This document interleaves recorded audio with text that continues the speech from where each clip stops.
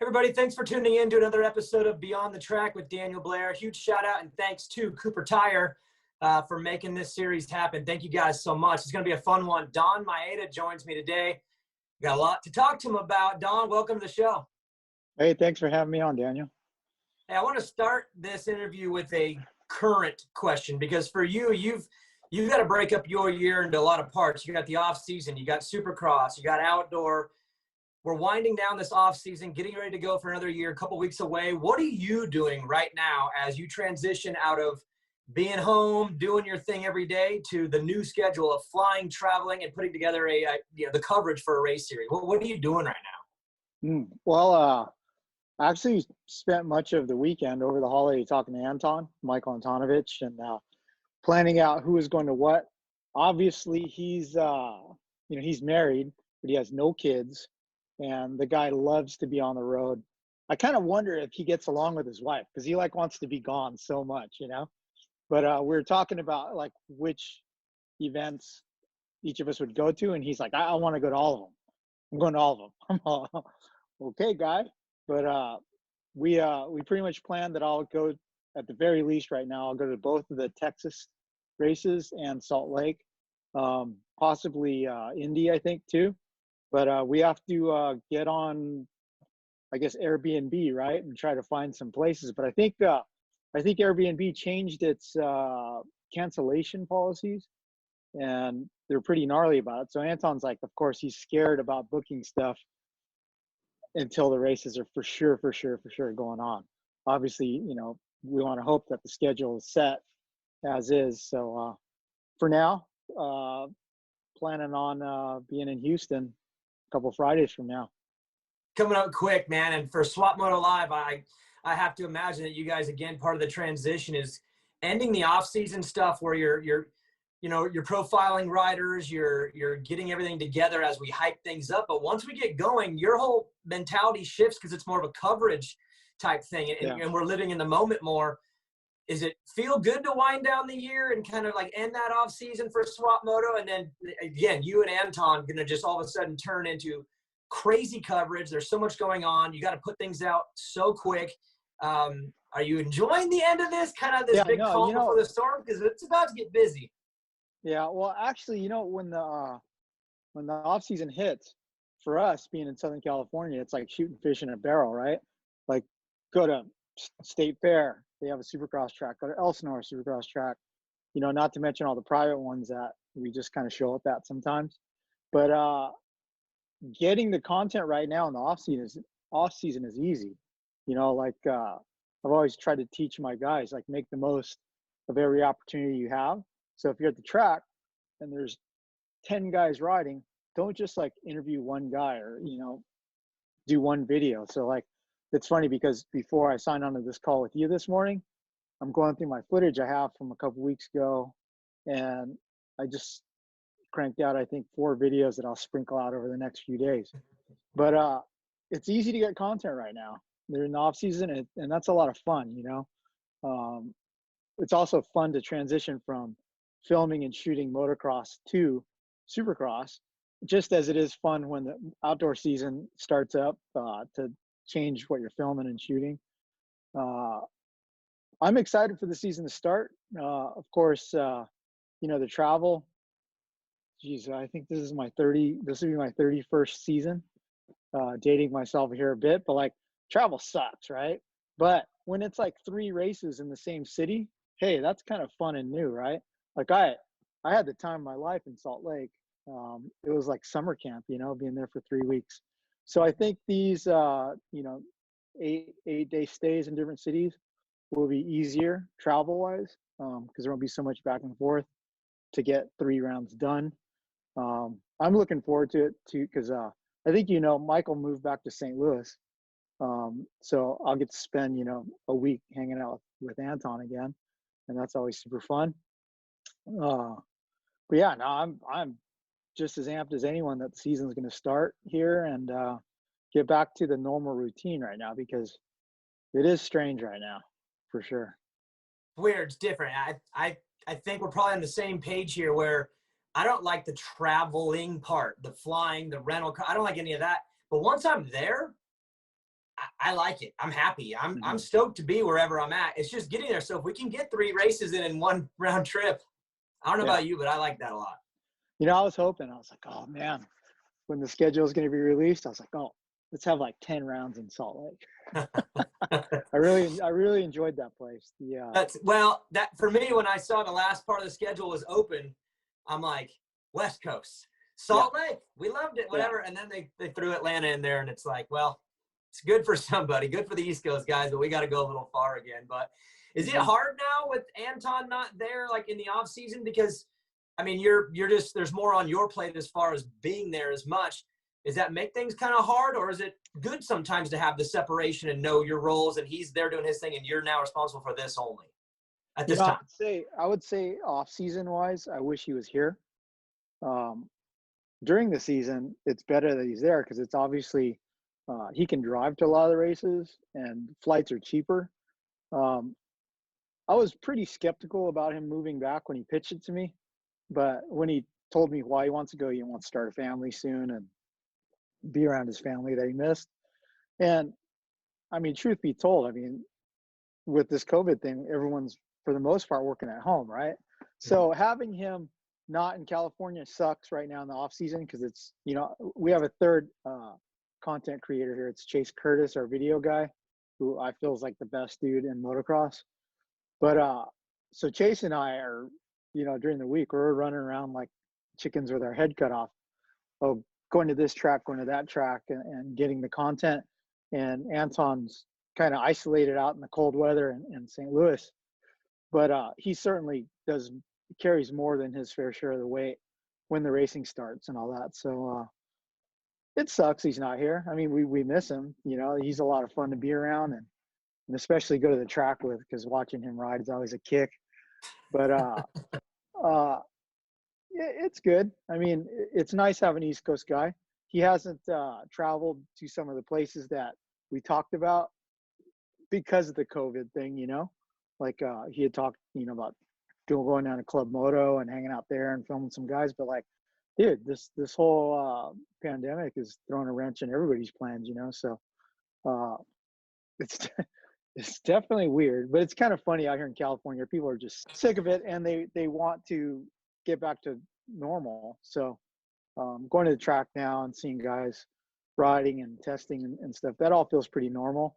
During the first shutdown last or earlier in the year, that was really weird. I spent a lot of time at MX Heaven with the Star guys, and it was pretty funny. You've seen everybody like 6 feet apart with their lawn chairs, and being very careful. But it's it's a little different now, but people are trying to get back to normal.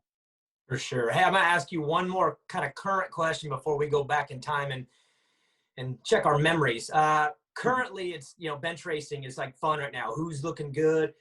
We see Instagram videos. I see them all the time, and everybody looks good on Instagram. But you've seen a Yeah, lot more in person. So yeah. just give us all a little bit of someone that's just stood out to you that's coming into the season where you're like, keep an eye on that guy. Someone maybe a little off the radar. Dude, uh, so I think Chase and I, or you may not know, but we went to Baker's Factory last week. I was joking around with Zach in a podcast, and he was saying he had something new in his program. And I'm well, dude, I'm coming out. And he's like, no, you're not coming out. I'm all, dude, if I could find a ticket, I'm coming out on Monday. And I know the code to the gate. And so Chase and I went out there. We found tickets for $116 to go to Florida. And dude, I have to say, Marvin Muscan looked amazing. Really? Yeah, we You were think there for 2 days. he's fallen off radar a little bit just because he missed the year? I feel like when we have Yeah. conversations with friends too, I feel like I keep leaving him out of that conversation on accident. Is that Hmm. true? Is it a big Yeah, mess I up think. to leave him out? And then plus, think about it. Like he's never really been a guy people are like, ooh, Moose can, right? But yeah, he missed all Supercross last year, but yeah. So we were there 2 days, and Marvin looked great both days. Cooper looked phenomenal one of the days, but then the other day, I think he had like trouble or something happened, and so we didn't really see him smiling too much. But yeah, obviously Cooper Webb's phenomenal. I expect him to do more than his fair share of winning. But Marvin really looked on his game. I was surprised by that. I'm curious too on, we normally have the Anaheim, San Diego, Oakland, Glendale early. You get those big stadiums, those floor plans. Then we get into these football, the traditional 6 lanes. And I just think back to Marvin in those scenarios, just the tight tracks, jumpy whoops, low in the berms. I mean, the early part of the schedule really, really suits him. Others too, but I feel like he's coming in on under the radar. And if he has a good first 2 trips, Houston and Indy, I think we'll all probably be reminded, like, oh yeah, duh, because those tracks suit him, and I think that style of racing is even better for him. So I kind of feel like we'll all be reminded probably pretty quick that we probably shouldn't have forgot about that guy. Yeah, I haven't seen yet that I really want to see is Barsha. We've all Me seen neither. it. He's been posting the crap out of Yeah. his poster shoot pictures, right? Oh, But he's loving the photos. He puts a photo Yeah. up every day, but no video. Yeah, and then it's funny too how some guys will say, "Hey, don't post any video of me," right? Like I saw Dino out there too, and I thought he looked very good. But he's like, "Hey, you can post pictures, but no photos. I'm just getting going, and I don't want anyone to see anything." But He doesn't want no one then to he see posted that yeah, then he posted some Instagram stuff where he looks super fast and gnarly, right? But like, whatever. It's a trust you gotta issue. respect what the guys say. Yeah. It's a trust issue. He doesn't feel like you're going to pick the perfect clip Yeah. that needs to be out there. You might catch him at 95% and can't see that. So he wants to be in charge of that 1 minute clip that's perfect. That's what it is. Yeah. Yeah, absolutely. But And in California, guys are riding on private track or public tracks so much, right? So that I feel like if you are at the Yamaha Supercross track, Cowie, whatever private track, or at Baker's Factory or whatever, you have to really respect what the riders and the team owners want, right? Like, well, if they say don't do this, don't do that, for sure. And usually I'll send the video. Hey, what do you think of this? But if you're at the public tracks, dude, they're in a public place and all that. Fair game, I think, right? 100%. But yeah. But I will say, when I first saw Roxon at State Fair riding the 21 bike, just on the regular track, dude, he looked like he was blending with that bike, perfectly. I've heard that these guys are having a good transition. I went and hung with the Smart Top guys last week, and Vince Freese, he's the only one on that new model. Yeah. And the other guys seemed happy with their 20 because it's just race ready. But I could see all of them kind of looking over to see what Vince had going on, almost like they're intrigued, because I think that platform is going to be built into a good race model. I think from what Vince told me, it has the ability to corner and track through the whoops, which is something you're always trying to find. And his bike was bone stock, and he said he's not turning back. He's ready to go 2021. So I'd imagine Sexton and Roxon, after getting some time on those things, probably feel really good. Yeah. Daniel, were you at the scrimmage up at the HEP track? The Madeira Supercross, Don. Yeah. I was there. Did you watch? It looked foggy and cold, man. It was super. It was. I made a video of it. You can search it on YouTube. It's called the Madeira Supercross. But Tony Alessi did the raddest thing. He put everybody together. Tickle wasn't there. He was the only one missing. But Bloss, Freese, McElrath, and then the HEP guys were there with Hartraff, Seven Deuce Deuce, Max Anstey, and then Max Bowen was there. And they made them race, heats, mains, and they were battling. And it was cool because Tony Instagram live the whole thing. And I had so many people hitting me up. They're like, I saw you in his video.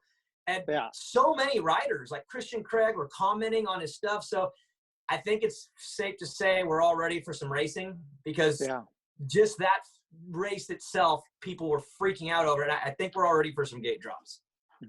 Hey, which one of the HEP guys did you think looked the best? They all did in their own way. Seven Deuce Deuce looks the best I've ever seen him in Supercross by far.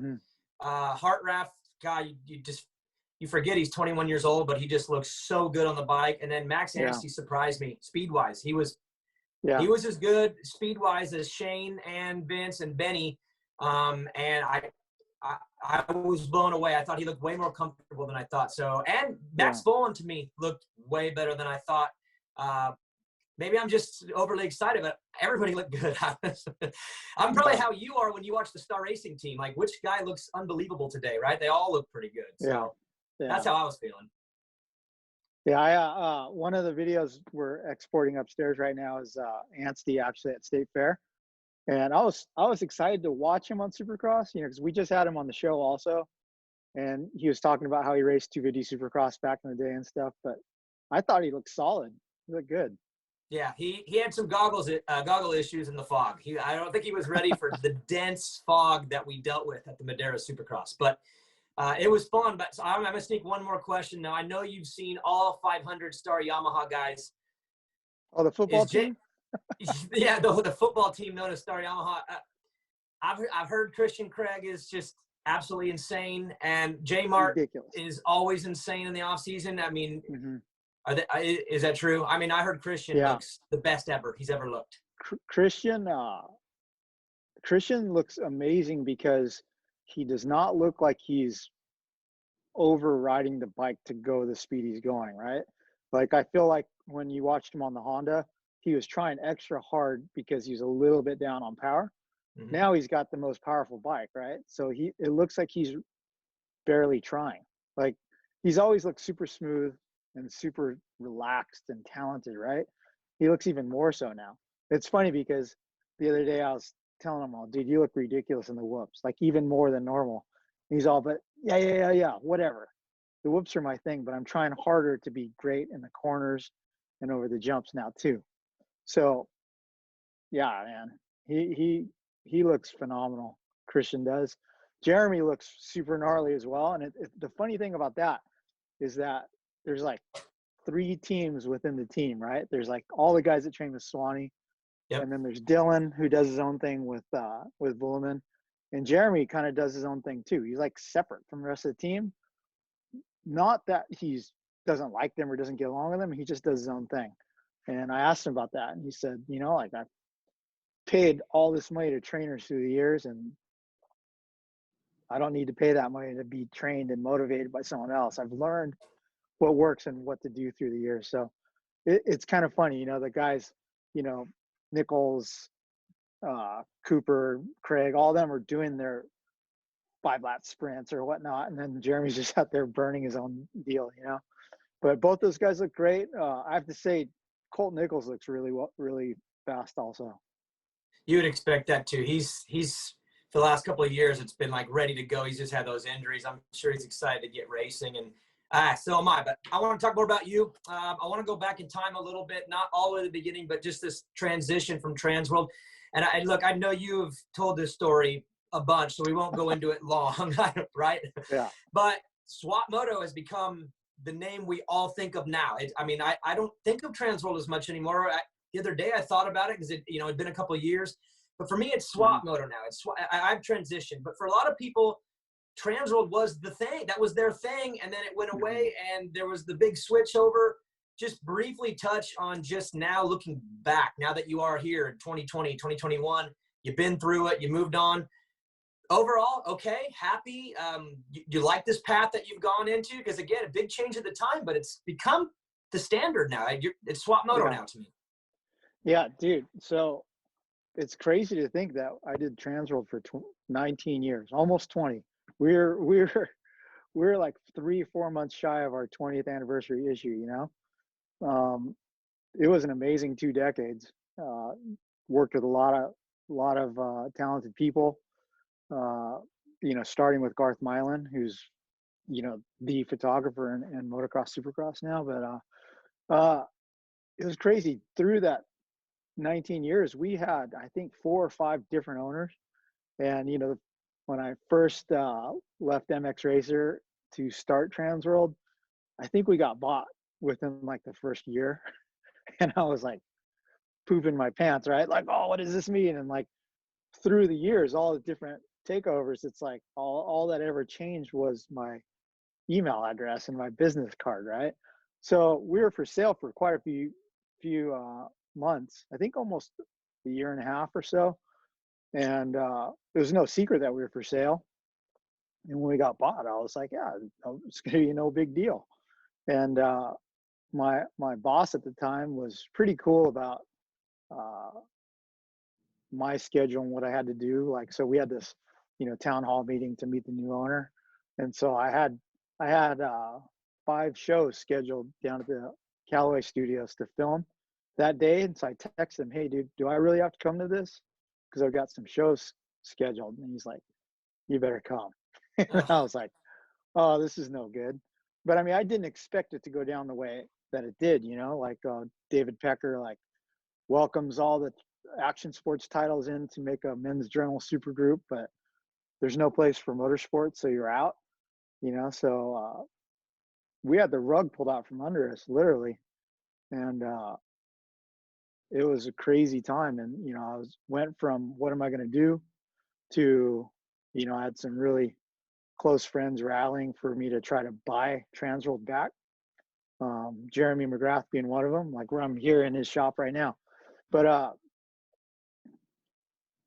those negotiations went cold with AMI when the David Pecker versus Bezos at Amazon scandal happened. And lo and behold, we had no chance to buy the title back. So we started our own thing. I actually started the Swap Moto Live website, I want to say 2 nights after we all got let go. My daughter built it on Squarespace for me. And we just wanted to have some place to keep content going, you know, because we didn't want to vanish from people's minds and stuff. So, so right now we're what? Almost 2 years in. Like we launched April 1st officially. Man, life's good. I didn't realize how much the stress of my Monday morning managers meetings with the corporate people had placed on me. But man, every Monday, you know, all the managers had to call in on this meeting, and we had to each speak and talk about, you know, what went on the last week, what we're doing, what we're up to, blah, blah, blah. Everyone gave an update. And then at the end, we got a corporate update. And it was always all, oh, yeah, the company's off this much. And, you know, you've got to cut this much off your budget. And we're doing these licensing deals because we can make some money here and this and that. It's like, it was all baloney, you know, because like motocross was the most profitable title in the building. And we made up for a lot of shortcomings of the surf and skate and snow titles, you know, but still we're expected to conform like everybody else. So doing Swap Moto Live with myself, with Anton, Chase, Don Wilson, my publisher, and Dominic Gayton, my ad sales guy. There's 5 of us. There's only 5 of us. And the coolest thing, Daniel, is that the buck stops with me, right? Like I don't have to worry about someone getting on me about something, you know, telling me to slap. Well, actually, my wife, she does our books, right? So she gets on me. Like today, I have to remember to go to the mailbox and look for checks. But hey, who's worse, the corporate or the wife? Corporate by far, you know. Okay. But dude, it's very satisfying. It's more rewarding that we're doing it ourselves. I'll be straight up. I'm making a lot less than I used to, but my quality of life is 10 times better. You know, like weird how that works, huh? Sometimes, not always, but sometimes. Yeah, I mean it's great. It's great. I'm working with my 4 best friends, you know, and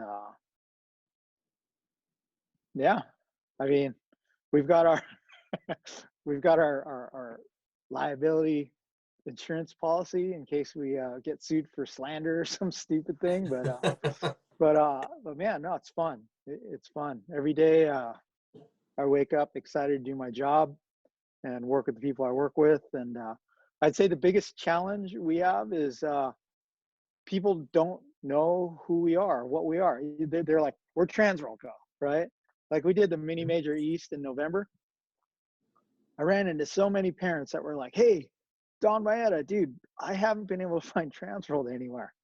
What's the deal? And I'm like, okay, you're at the Swap Moto Live Mini Major. You don't know what Swap Moto Live is, but you know, that's just it. You know, people in SoCal are really connected and they all know, right? But it's the rest of the United States that don't know that Transworld Motocross is now Swap Moto Live. Well, like I said, for me, it right away it was weird, but then the transition was there mainly probably because of Anton too. I just spending a lot of time with him. He's been really good about the brand, making sure it's solid. And then, of course, the races you do. We went to the mini major. My son raced it. So you guys have done a good job at getting that brand like back in the limelight that Transworld was, but again, in a different way. And I assume, again, that your passion to do this is still strong to now as you by yourself, not by yourself, but you doing this in a different way. Is the passion more now even because of that responsibility, or around the same of when you first started and you were just kind of like, you know, cutting your teeth in this thing like a couple decades ago? I'd say I'm more driven now. I don't know. It's not like the whole, oh, prove them wrong that they shouldn't have fired us. Because, look, yeah, did you know that everyone at all the AMI titles were let go a couple months ago? Yeah, dude, there's no more Transworld Skate, no more Bike Magazine, no more Transworld Snowboarding. I mean, it's gone. It's gone. And then it's like, when we got let go in February of 2019, like we were like, what are these dummies like letting us go of all people? Like we're the top title in the company and we're the #1 magazine in the world for motocross. Like, what are they thinking? And we were always like, why me, or why us, right? Dude, it was a blessing in disguise because the rest of the company, wham, November 20th was their last day. And it was a blessing in disguise because look, we were able to rebrand ourselves as Swap Moto Live, and had the support of the motocross industry right from the get-go. I mean, that was super humbling, right? And now to try to do it right now in COVID with this uncertainty that we all have, it would be impossible. So we're blessed that it happened. Crazy timing we're too. lucky to be the first ones, right?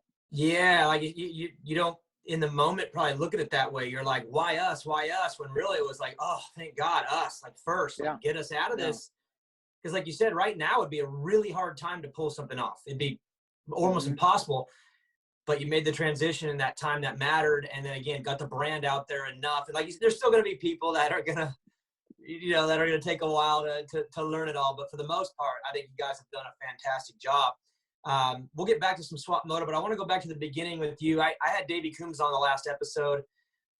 I guess I just want to ask you, going back to your early years, what stands out as something that you'll just always remember, either an event, something that you were a part of, a race that you watched and covered? Because there's just these generations and they all have their own stories. So in your earliest stories, what kind of stands out in that generation? Well, I started at Cycle News in April of 1990, and it was kind of an accident because I was a business major in college, right? And I couldn't pass accounting.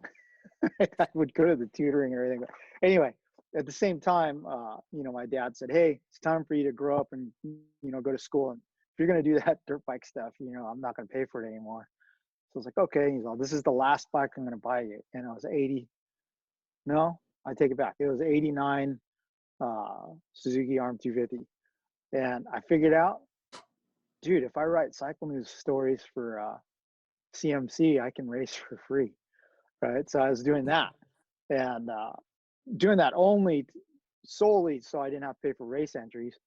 And then they started sending me more places and covering, you know, Mickey Thompson races and stuff. But then I get this call like, "Hey, do you want to come be an assistant editor? You're our best freelance contributor." I was like, "Oh." And by chance, I had just gotten put on academic probation at Cal State Long Beach because I was skipping too many classes to go ride. And so I'm like, "Oh, all right." So I went to Cycle News, kind of just I had no desire to do it for a living, but I was like, "Oh, I got to get a job." You know, Dad's mad at me. So I went and did that. I spent my first several seasons covering flat track, motorcycle flat track. And that's actually where I made some really great friendships in that series, of course, which is kind of weird because being a Japanese guy on a Harley Davidson dominated sport, right? I kind of stuck out like a sore thumb, but I became really good friends with Ricky Graham. He was a multi-time national champion. And through that friendship, I became friends with Danny Malfatti, who's a friend of mine who, I don't know if you heard of the furniture chain Z Gallery, but Yeah. he and his wife were owners of that. Oh, And to this day, I mean, look at this. I met him in 1990, right? He's one of our investors that makes Swap Moto Live possible. wow. So 30 years later. yeah, Oh, right. And it's just funny because 29, 20. we've just been buddies, going trail ride and stuff together, and then this all happened, and he was my parachute, my rescue. But so yeah, early years of covering motocross, I was so scared to talk to the guys, right? Like, cause like they're my heroes. Like I just remember uh having to interview Jean-Michel Bale, and I was like, back then it was box fans, right? So I had to like Mhm. climb into the box fan and go talk to him. So scared of that guy, but he ended up being okay. Like he was all right. But I don't even know. There's just the first several years of working the motocross scene was just me consciously having to not be starstruck, right? Because it was these guys I had to go interview that my whole life I'd looked up to, or my whole motorsports life I'd looked up to. Um, but yeah, I don't know. You kind of mentioned one event, right? That kind of Yeah. I'll always remember. So Paul Buckley, you know him, right? The Yep. photographer. Uh, I just remember there was, I think it was the San Diego Supercross, and it was muddy, of course, like always, like because it had rained. And I used to have really bad exercise-induced asthma, and I was in these mud boots, and I was trudging through the mud. And I take it back; it was the LA Coliseum the year that Tortelli won, came and won on his Cali. Uh, I had an asthma attack from stomping around the mud, and I was walking out the tunnels, and I was trying to get back to the Honda Troy Semi to get my inhaler, and I was not going to make it. And it was the worst asthma attack I'd ever had. And I was just like, I remember Paul Buckley seeing me and going, "Dude, are you okay?" And like I could barely talk. And I don't remember who the rider was. It was a privateer guy, but he was like, "Hey, put him on your bike and ride him up to the semi." And that's like one thing early in my career that sticks out. I always tell Paul Buckley, like, "Dude, you saved my life early Yeah, on." I was gonna say, But I'm glad you made it. yeah, I really do believe that though, man. It was a scary time, but Hey, what was it like with Jeremy then? Because again, he comes in, he was super talented, good on a 125, but then he became the yeah. king and the nag. Now, but now you're friends with him. You say you're in his shop. So how was it with him in those early days, and then transitioning into a friendship that now again it's probably so much different talking to him than Yeah. maybe it was back then. Yeah. So I actually met Jeremy when he was an intermediate, or maybe a novice, even racing CMC stuff, right? And I remember I was like, yeah, he was a novice. He was a 125 novice. And I remember he had these fluorescent orange JT pants on that said Showtime on the butt as a novice, right? And I remember thinking, like, that's kind of an arrogant nickname for, now. for a When you're a junior, novice. you're a 125 junior, but he was badass and he was winning everything, right? So I met him then. Um, and then I wasn't allowed to cover Supercross, when the Peak Honda team came out and Jeremy won his first title and all that. I think I started covering motocross and Supercross for Cycle News in '93 when he made his debut in the 250 class. So that was obviously easy for me to talk with him because I had known him already through the years. And I want to say during his like glory years of racing, we were super close, and I got a lot of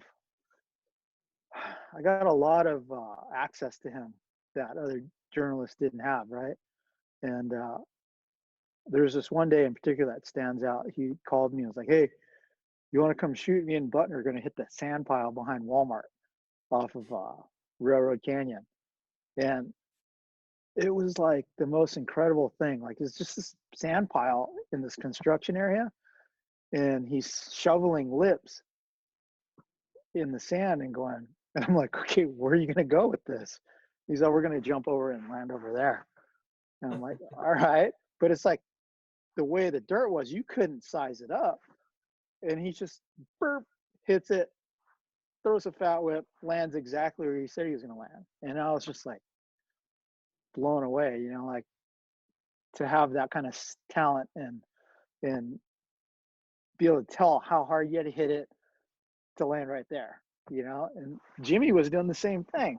I mean, not as good as Jeremy, but that was probably the single raddest day I've ever had with a camera in my hand to see stuff like that. So what's it like remembering that and then thinking about the baker's factory that you were just at? Like, hey, different. come and meet Yeah. us behind Walmart. We're going to go throw some whips in the sand. And then it's Yeah. baker's factory where it's like, Super rigid, super structured. Yeah. yeah. Yeah. Talk about But a difference in just like even you just being there being like, okay, how do I cover this when you have two different environments that are so different at times?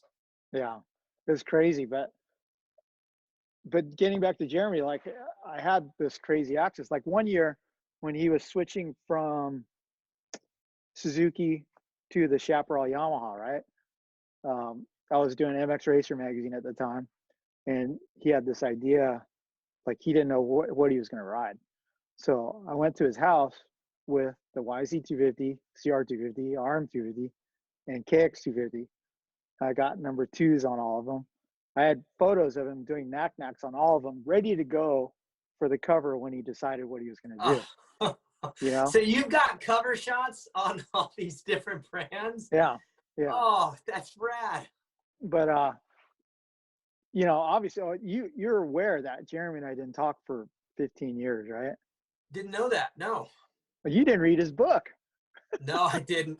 Okay, I don't read. So anyway, when the No Fear gear came out, when No Fear gear came out, Jeremy had me shoot him early on for the No Fear catalog or the No Fear ads or whatnot. And at the time I was at MX Racer, and we were doing we had the Supercross program at that time, Dirt Rider did.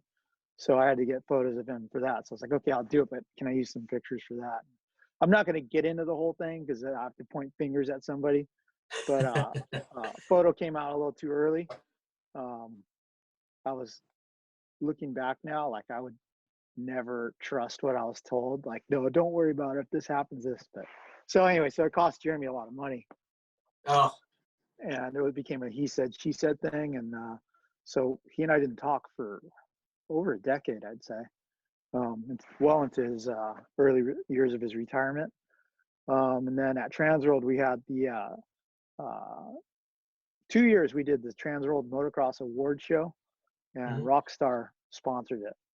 And they said, hey, we want to have a Rockstar Energy Lifetime Achievement Award. And so it was this big award show in Las Vegas and at the Joint at the Hard Rock. It was pretty sick. But yeah. I was like, dude, we can't give a lifetime achievement to anyone for the first time except McGrath, you know? And so Mark Fiore was my publisher at the time, and he goes, yeah, I agree. He goes, but Jeremy hates you. I'm like, yeah, I know. But so I called Victor Sheldon, who's a common friend of ours, and said, hey, can you help me patch this up? I want to give this award to Jeremy. And Jeremy and I went back on like emails like 5 or 6 times. Like, well, then you did this and you did that. But we talked it all out. And finally I was like, dude, look, if you're not going to come, I'm giving it to you anyway.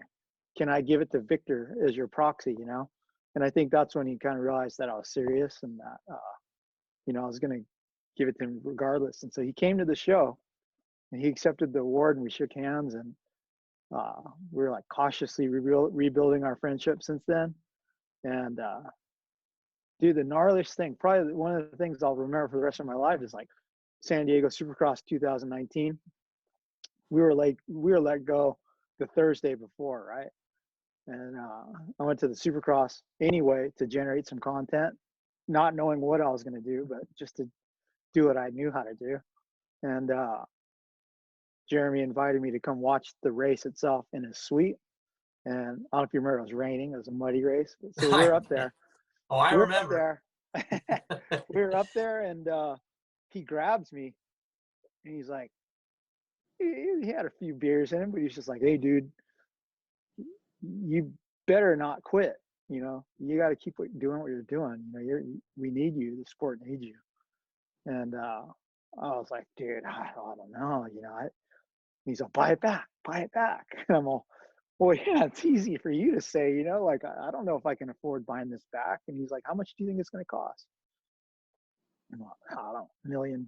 He goes, you don't believe in yourself enough to take out a loan for $1 million? That's a house payment. That's what a house costs these days. Come on. Yeah. And he's just like egging me on. And I'm like, I don't know, but then he goes, dude, if it comes down to it, like, I'll buy it. And I'm like, oh, you want to be in the magazine business, huh? And he goes, oh, it'd be a way to keep the old fart, relevant in the mag. I go, dude, I put you on the magazine 2 months ago anyway. You think I wouldn't? But as it turns out, he didn't need to buy it. I didn't need to buy it, And so when we decided we're doing Swap Moto Live, he's like, hey, dude, you need a place for an office? And I'm all, no, we're all going to just work from home, because at Transworld, I would go to the office on Mondays because I had to. Yeah. It was the manager's meeting and stuff. And but when I was there, it was like I never got anything done on Mondays because everyone would, oh, Donn's here, and they'd come into my office and ask for this and that. So I was like, dude, we don't need an office. And he goes, you need an office. You need a place to get together.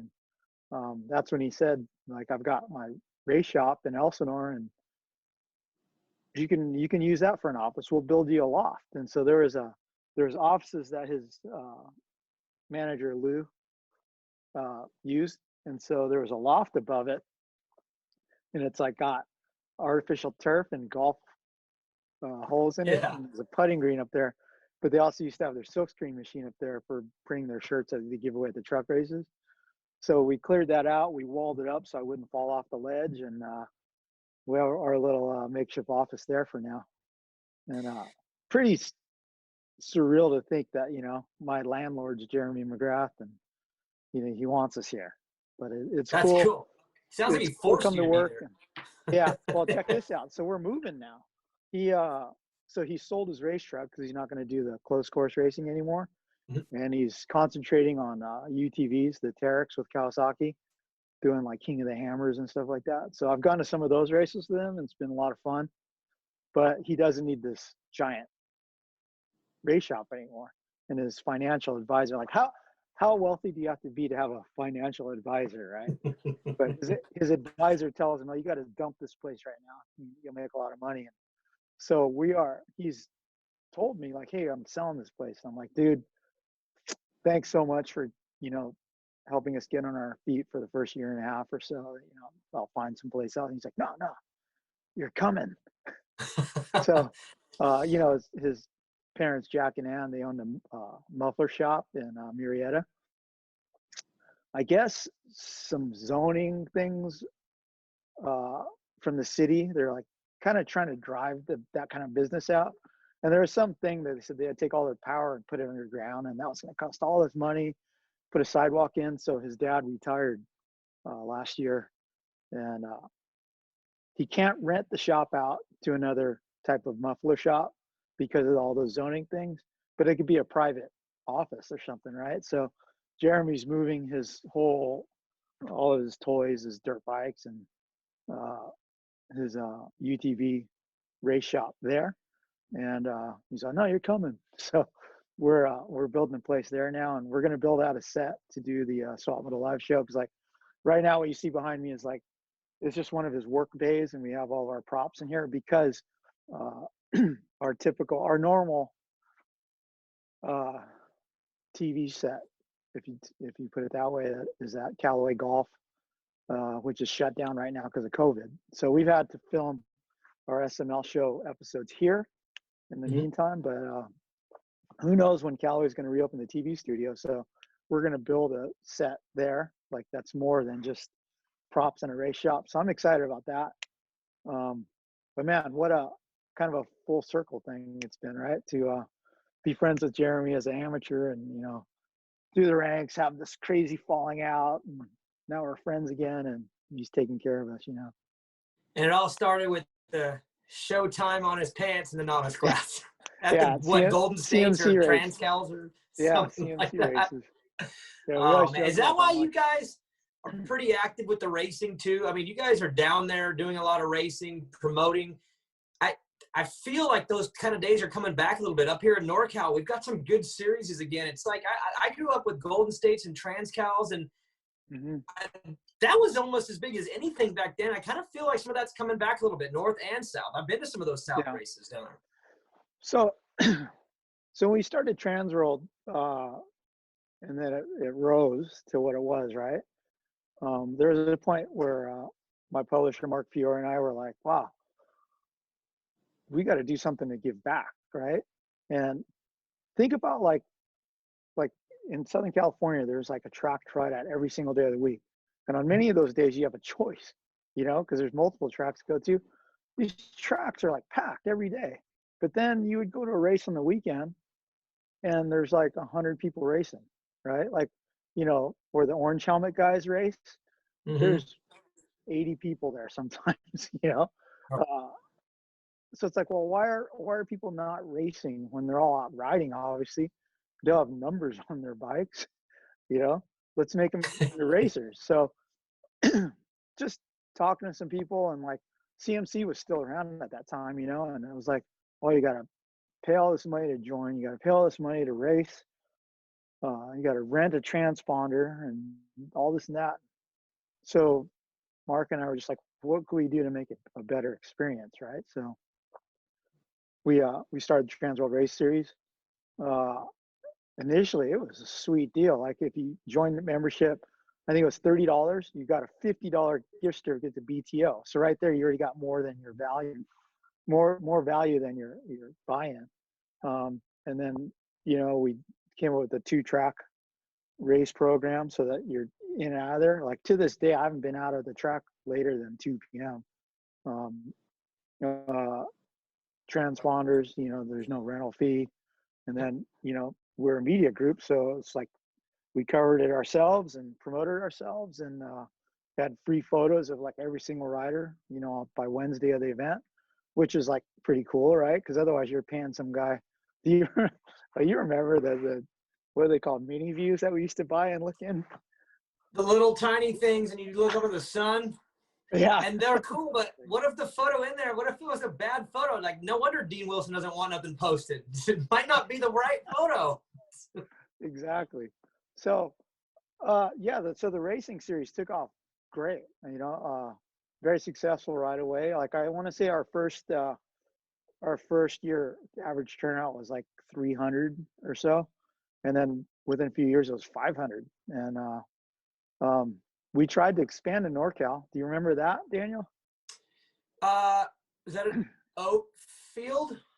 Yeah, well, we tried to expand to NorCal. We created the Transworld Race Series North, but it was kind of crazy. Like the track owners, or who are also the promoters, they like banded together and were like, "Yo, man, look what Transworld did to the promoters down south." Like because CMC went out of business and Oh, all that, and okay. they banded together to vow to never let us come up there. So we couldn't get into Hangtown, we couldn't get into Marysville. So the only tracks we could get into were the little ones that would let us in, right? So I think we did Club Moto one race, and I don't know, but the tracks we went to weren't the best tracks, right? And so that series flopped bad, and it was discouraging, to have people band together against us. We're just trying to like grow participation, right? But yeah, I don't know. So then when Transworld got let go, uh, I was like, well, we got to keep the race series going. But then I looked at the numbers and everything, and I was like, dude, that's a lot of liability for that much uh, financial gain, right, or whatever. But Mm-hmm. fortunately, Aaron Cook and Craig Davis, who were Transworld employees and ran it previously, they formed CMXRS, California Motocross Race Series, and we joined together, and they licensed my name, and we're the media partner. We sell their advertising and all that. Dude, COVID has been like the gnarliest thing for us. Like our average turnout, I think the last 2 series has been like 600. One of them we had 800, and it was way too gnarly. But You guys, I mean, it's ran well. I went to mini major for the first time this year, mhm. and again, the transponders were free rental. As a dad of a young kid racing, I'm looking to cut costs when I can. That was Yeah. awesome. Track prep was good. It was ran well, and now it's streamed. I mean, that was my first time going, and Mhm. I'm an advocate for it. I believe it. I'll be back next year. I thought it was awesome. And again, the branding thing has really worked for you guys. You've been good at that. Not only with Swap, but with Transworld, is just name recognition. There's a name attached to this race. It's grown. People talk about it. And when they talk about it, they say they're going the next year. And then they bring their – I mean, I thought it was out of control. And everyone I've talked to that was there in our group says, we're going back next year. So Yeah. there's Dude, something to this. Year's, The participation's been crazy.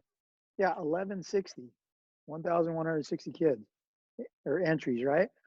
The first year we did the mini major, I think we had 320, and it's just grown and grown and grown and grown. Obviously, we don't have a magazine anymore because do you remember we used to give the kid the cover? That was cool too. I just remember one year Carson Mumford and Styles Robertson were just battling and just banging, right? And like, you know, I'd known Carson since he was a Pee-wee rider, so we're good buddies, you know, and so like, you know, you're supposed to be impartial as a journalist, but I was pulling for Carson. Styles was just too good though and beat him, right? And I just remember Carson going, I have an idea. How about two riders on the cover? Yeah. How about us battling on the cover? Yeah. But yeah, no. But you know, Styles won it, so we put Styles on it. And, Is yeah. it weird now? Like, I mean, we're gonna see both of them race Supercross this year. That's weird, right? Because I remember them too. Like I remember watching Ryder D, Jet Reynolds, and Max Volan all on 50s at Oatfield. Mm-hmm. That didn't feel very long ago. And now Max is racing, and Jet and Ryder D are right behind, maybe a year or two behind. Yeah. It's weird. It's really weird. Makes you feel old. Yeah, I know. Old right? for sure, right? But it makes me happy and appreciate the fact that, like, no matter what we think, there's generations coming. There's more coming. Like, and even now, you see these turnouts. You're getting these races. That's good for us. I think 5-10 years from now, as much as it's good now, it's good in 10 years too, because we're getting a bigger pool again of talent. And I'm seeing it at these local races too. There's just more people willing to race, like you said, not wanting to practice only. Let's go race. And they're showing up and racing. And I think that's good for us for the next decade. Yeah. So how serious are you going to take it with your kid? Like, as serious as he is. You know, the mini major was a cement start. He looped out off the cement, which I feel when you're at that level, it's hard to take it too serious. You know what I'm saying? Yeah. Like, yeah. So as he gets older and better, I will always give the amount that he wants to give, which is frustrating because I'm getting ready to travel like you. It's about to get crazy for 4 months. And now he's like the most motivated he's ever been, wants to ride and race every day. And I'm like, dude, I'm about to be gone for 4 months. Like, why now? All summer. You could have been this way. But I'm gonna take it very light. Yeah. I hope. It's funny because, like, think about like Nick Way, right? Like, he brought his kids to their first race at my race series. And dude, look at the level he's at now. Look how good Vincent is now, and how serious Nick is about it, right? I just watched like, Vincent at the AZ Open a couple weeks ago, and Nick's still cool. He's all calm and cool, but I know inside his head it's churning, and he's thinking of what's next, and it's working. The kid is really good, really good. Yeah, and the if you think about it, the kid is getting the same level of coaching and advice that like Adam Cianciarillo is, right? Right? Probably even more.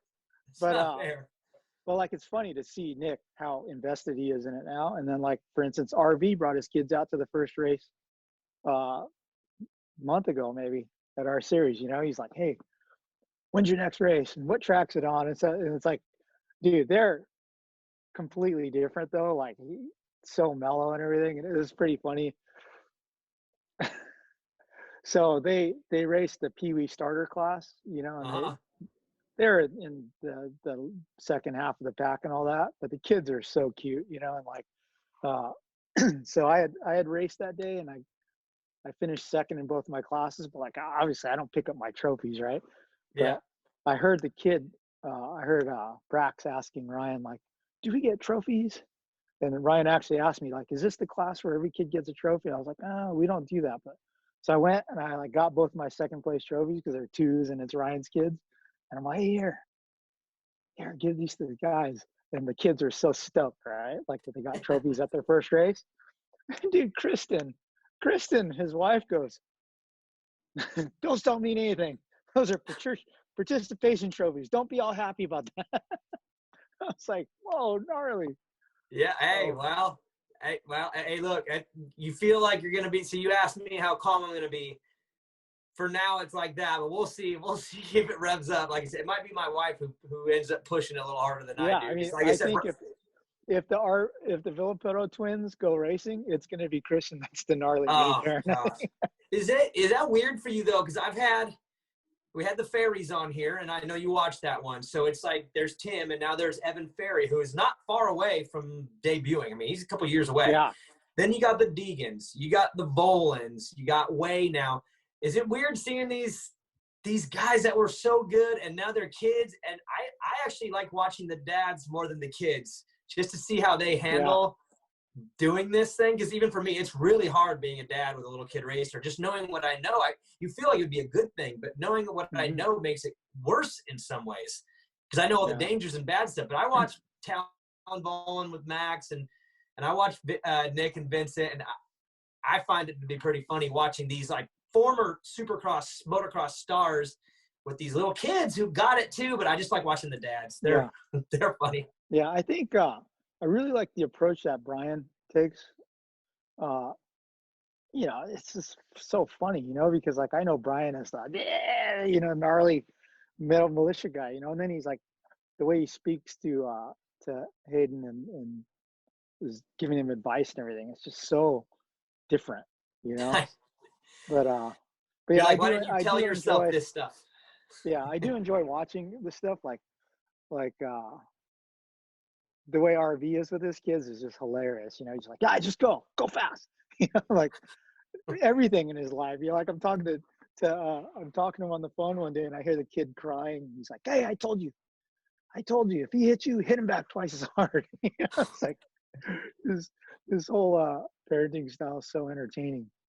That's hilarious. But yeah, to your point, the racing being good right now is good, and you guys have had a part of that too. You've made an effort to get people racing again, and we got through that weird time, and I feel like we're on the back end, and then for whatever reason, COVID it had to be one of those things where because we were all told to go inside, everyone just wanted to go outside or something because everyone went and bought bikes and parts, and pit bikes, and they just started racing nonstop. And I would have never guessed that. I thought it would be the other way around. And the turnouts that I saw in NorCal last year were the biggest that I've seen around here in a decade. Easy. Mm-hmm. So it's good. It's good for us, I think. Good for the sport. Man, my favorite thing is going riding the weekend after Christmas and just seeing all the new kids and the new bikes and everything. I went to Paris yesterday, and dude, it looked like the Chaparral parking lot sale on the track. Right. Just like so much new stuff. And like new gear, fresh gear. And for me with my son, whenever he gets new gear, he falls in the mud immediately. It's just his thing. So hey, I know what you're saying. Here's how old I am, dude. I remember you on a Pee-wee in factory Bear riding gear. 1990. How did you get that stuff from Japan? Somebody gave it to me that day and gave me the sticker and took a lot of photos. And the next thing I know, I was in like magazines over in Japan, and I was like famous over there. And I was a little kid. I didn't know why, but that was I think it was the first 50 exhibition race at a Supercross. I think Mickey Thompson's were doing them already. But that was like a big deal. It was Anaheim won 1990. Bradshaw won that night. And yeah, I was like famous over that. I had the factory Bear on my chest protector for years. And I never really knew why as a kid, but I think it was a photographer or a journalist did all that. Yeah. One of the guys from Dirt Cool or Gar or something, huh? Yeah, I don't remember, but I have photos, and I always look at that photo and be like, huh, that was interesting. And my parents would know better. I was just a little guy. I was just wanting to play my dirt bike, and I don't remember really. But that was 1990, man. That was right when you were starting too. Yeah. Wow. Yeah. I remember that. That's for crazy. Sure. Hey, I got one Factory Bear. Hey, I got one question for you here to kind of close things up. The media world's changing all the time, but really right now the print side has changed dramatically, and it's way more digital. It's social media, it's video. And do you overall, just from what you've seen in this whole run, do you like that? I mean, I think we're all we hold on to, I still have magazines and I want magazines just because I want to hold on to something. But this change, are you cool with this change? You think this is going to end up being okay from a media standpoint? I mean, you've seen both sides now a little bit. It's funny is that when I was still a magazine guy, right, at Transworld, the last 2 years, we were faced with declining newsstand sales and advertisers going online instead. And I was always like, dude, magazines will never go away. They'll never go away. You can't look at your laptop while you're on the pooper, right? Like, and I used to really think like magazines would be around forever, because like at that time, up until January last year, if I was going on a flight, I would look forward to going in Barnes and Nobles the night before and grabbing magazines. And A, because I loved reading them, but B, to look at what other people were doing with cover lines and story ideas and stuff. And it's funny, I used to get really mad because I'd buy a details magazine, and you'd cover photo of some intriguing person, and the story would be 1 page of text and 15 photos. I'd be so mad, there's no meat in this, But while I was a magazine guy, I believed magazines would never go away. And I was like, I would buy bicycling magazines, photography magazines, and I'd even buy some motorcycle magazines from other countries and stuff to look at it, right? The day I got let go from Transworld Motocross, I lost all interest in magazines. It was the weirdest thing. I don't buy bicycling magazines. I haven't bought a magazine since, and I've only picked up 1 motocross magazine since I was let go, and it was because someone pointed something out to me and I wanted to see it. It's so weird. But you get that thing on your iPhone where it says screen report?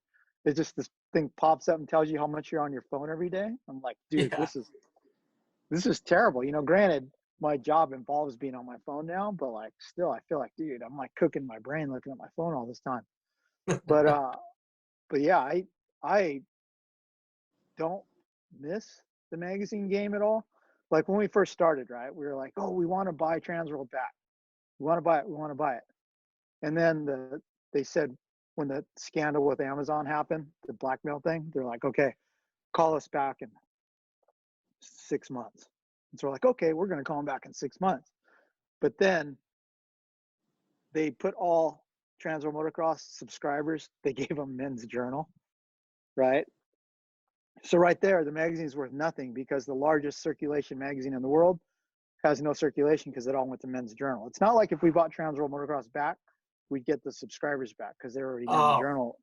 So right there, you get the name in the magazine, but you aren't going to get the actual customer base, which, what's the point? So right there, it lost value to us. So then when we started Salt Moto Live, I was like, man, I want to make a quarterly magazine, or, let's get 1 year under our belt, and then we'll make a quarterly type magazine or whatever.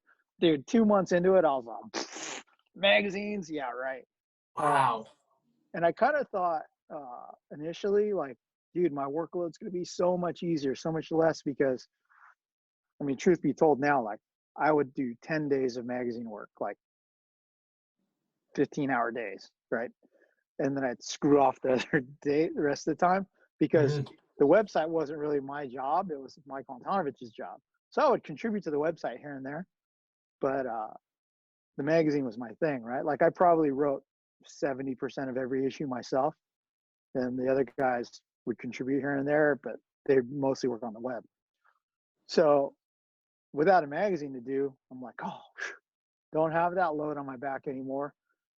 But the workload's the same, because now I'm driven to put something cool up every single day, multiple times a day even, But I don't miss the print process. I feel sorry for my friends in the magazine game, like Mark Tilley at Dirt Bike. He's still like, magazines matter the most, and da da da. And like when that happened, I was like, hey Tilly, now that I'm a web guy, are you gonna start bagging on me too? You know? But we talk quite a bit, and I share ideas with him, and vice versa. But he's still very wrapped up in the magazine world, you know, and those deadlines and all that. Like, dude, I mean, you don't learn anything new in a magazine, really, you know, because they come out. Everyone wants everything so fast. You get more off social media now than you do off a website. I hate to say, you know, but like, Crazy. it's crazy to try to stay on top of all the changing trends for media to stay relevant, right? And it's funny. There's this one of those self-help business books called "Who Moved My Cheese." I don't know if you ever I've heard of that. but Yep, yeah, I've heard of that. Like, a good friend of mine gave me that when I got laid off, and the whole thing is like, stay on top of it. Don't get complacent and satisfied where you're at. You know, stay on top of what's next. So that's my job from here on out. Yeah, I guess not even think backwards, right? Just keep thinking forwards and how to innovate in media in the new world, I guess. Yeah, absolutely. Ah, man. Well, I'm going to sneak in one more question. Since you're in the business of breaking news, why is Ryan Dungey's bike behind you, and will he be at Houston round 1? No. That's that number 5 is my publisher's number. This is Okay. Don Wilson's bike. And the reason it's on the set is I crashed my KX really bad at Day in the Dirt, and it was all torn up. And I'm like, I need a bike. So we stuck his bike. All right. It's not. So no Dungey then. No Dungey. Because so wait, what you might know then, like what he was really close to coming back for a few races here and there. I mean, from what I heard, he was very interested in it, and it was just the X's and O's didn't make sense. That's what I heard. I mean, could you imagine if he came back? I mean, it's already stacked like beyond reason, but to get him back, where would you see him finishing if he came back? Hey, would he crack top 5? Hey, it's not asked question. Don't put me on the spot like that. But I will say this: I think he would do better in the championship than he would do on most nights individually. Yeah, is that fair? That wasn't the plan, though, right? It was just like 5 races. Yeah, I don't know what it was. I think he was toying with a lot of ideas a little bit, and then I don't know. I would have liked to seen it, but that's because I'm still a fan, and I wish they all came back. I wish Ricky came back, Jeremy came back. They should all race. We should have a Legends Championship class. Right? That would be sick. I don't think any of them would sign up. Yeah. Maybe the new skinny Ricky would come back, right? And he's now. Dude, he looks gnarly again. He's all old school RC. But Donn, thanks for coming on the show, man. I've been looking forward to this one. I'm glad we were able to get it in, and again, enjoy this end of the off season stuff because we're about to go to work, and it's about to be fast coverage again here in a couple weeks. Yeah, absolutely. Looking forward to seeing you in Texas, buddy. Yeah, I'll see you soon, man. Thanks again, Donn. Thanks for having me on.